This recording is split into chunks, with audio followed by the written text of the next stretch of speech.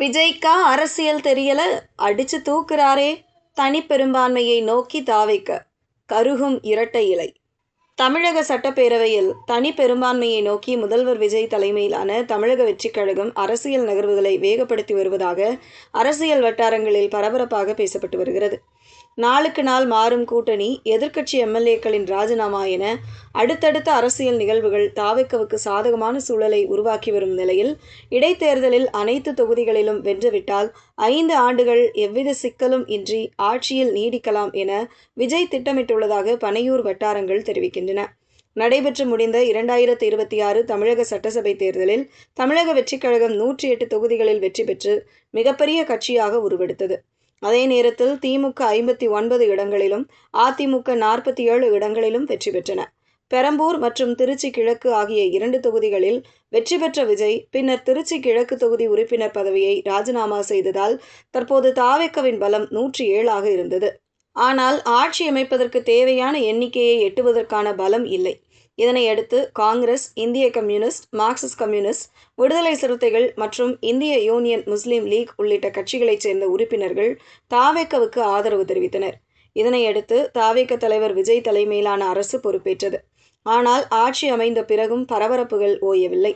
குறிப்பாக அதிமுகவில் ஏற்பட்ட உட்கட்சி மோதல் தமிழக அரசியலையே திரும்பி போட்டது. குறிப்பாக அதிமுக முக்கிய முகமாக பார்க்கப்பட்ட எஸ்.பி. வேலுமணி அணியைச் சேர்ந்த சில எம்எல்ஏக்கள் சட்டப்பேரவையில் தாவேக்கா அரசுக்கு ஆதரவாக வாக்களித்தது அதிமுக கூடாரத்தில் பெரும் அதிர்ச்சியை ஏற்படுத்தியது. இதன் பின்னர் அதிமுகவில் ஏற்பட்ட பரபரப்புகளுக்கு மத்தியில் முன்னாள் அமைச்சர்கள் மற்றும் சில எம்எல்ஏக்கள் தங்களது பதவிகளை ராஜினாமா செய்ய தொடங்கினர்.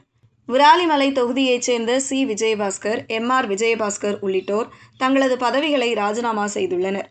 ஏற்கனவே மரகதம் குமரவேல், ஜெயக்குமார், சத்யபாமா, இசக்கி சுப்பையா ஆகியோரும் பதவியை ராஜினாமா செய்திருந்தனர். இந்த ராஜினாமாக்கள் காரணமாக இடைத்தேர்தல் நடைபெறவுள்ள தொகுதிகளின் எண்ணிக்கை 7ஆக அதிகரித்துள்ளது. அந்த தொகுதிகளில் தாவேக்கா சார்பில் பலம் வாய்ந்த வேட்பாளர்களை நிறுத்த தாவேக்கா தரப்பில் ஆலோசிக்கப்பட்டு வருவதாக கூறப்படுகிறது.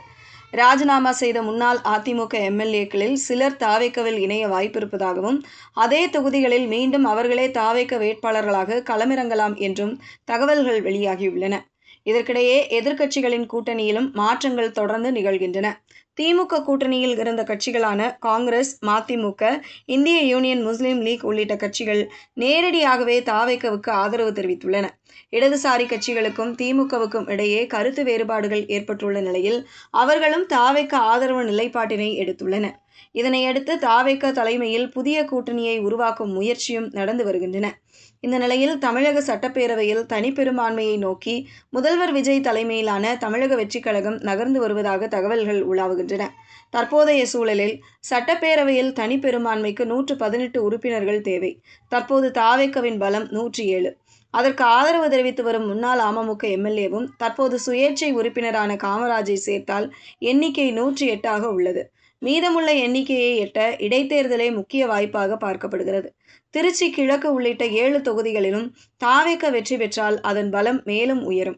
அதன் பிறகும் தேவையான எண்ணிக்கையை எட்டுவதற்காக மேலும் சில கட்சி தாவல்கள் நடைபெறலாம் என்று கூறப்படுகிறது.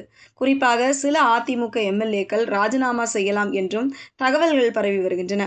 இதனால் விஜய் தமிழகத்தில் கிட்டத்தட்ட 10 தொகுதிகளில் இடைத்தேர்தல் நடக்க வாய்ப்புள்ளதாக சொல்கின்றனர் தாவேக்காவினர்.